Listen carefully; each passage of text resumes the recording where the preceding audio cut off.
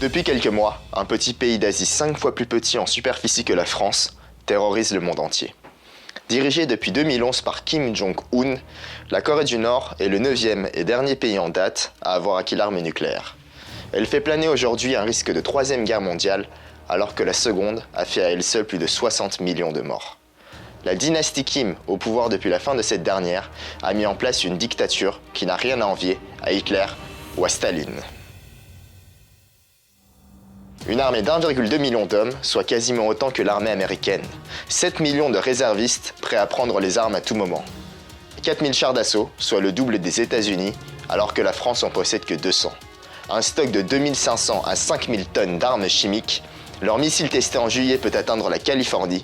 Le mois dernier, ils ont fait exploser avec succès une bombe atomique hydrogène d'une puissance de 250 kilotonnes de TNT, soit 15 à 20 fois plus qu'Hiroshima. Mais tout cela a un prix. Alors quelles sont les conséquences pour la population locale et que peut-on craindre de cette armée? C'est Kazoo et vous êtes sur AK1.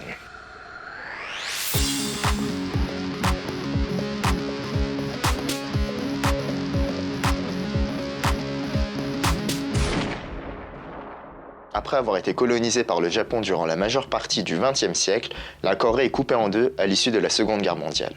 Le Sud, soutenu par les Américains, est aujourd'hui devenu la 13e puissance économique mondiale, alors que le Nord s'est peu à peu isolé du reste du monde. Mais jusque dans les années 70, le revenu par tête du Nord était supérieur à celui du Sud. Les investissements de plus en plus importants dans la défense et la chute de l'URSS, son principal partenaire commercial, ont entamé son déclin économique. En 2015, la Corée du Nord était classée selon l'ONU au 113e rang mondial concernant son PIB. Le PIB, qui est un des principaux indicateurs économiques, la classe juste derrière la Bosnie, mais devant le Cambodge, ce qui est en soi incroyable quand on sait que le pays est coupé du reste du monde depuis maintenant plusieurs décennies. Cependant, cette richesse produite est concentrée aux mains d'une très petite élite et selon l'ONU, 18 millions de Nord-Coréens, soit 70% de la population, manqueraient de nourriture. Et lorsqu'une famine frappe comme dans les années 90, les conséquences sont terribles.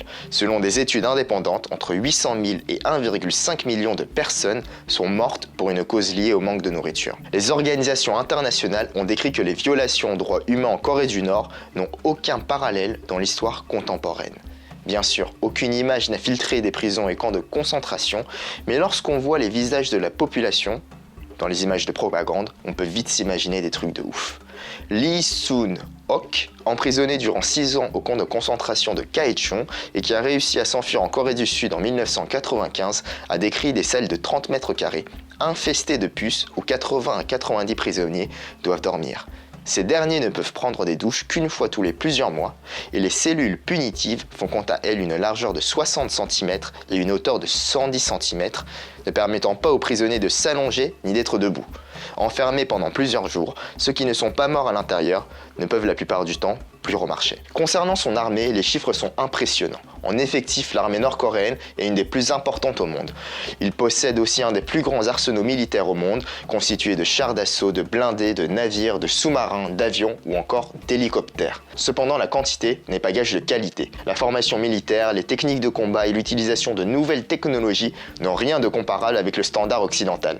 Concernant leur arsenal militaire, alors que la France ou les États-Unis renouvellent sans cesse pour rester à la pointe de la modernité, la Corée du Nord ne jette rien. C'est surtout pour impressionner ses habitants et le monde entier lors de leur défilé annuel, car en situation de combat, ces derniers, d'origine chinoise ou soviétique, ne vendront pas grand-chose. L'utilisation d'armes chimiques et de bombes nucléaires pourrait être dramatique et c'est bien là que le problème se pose.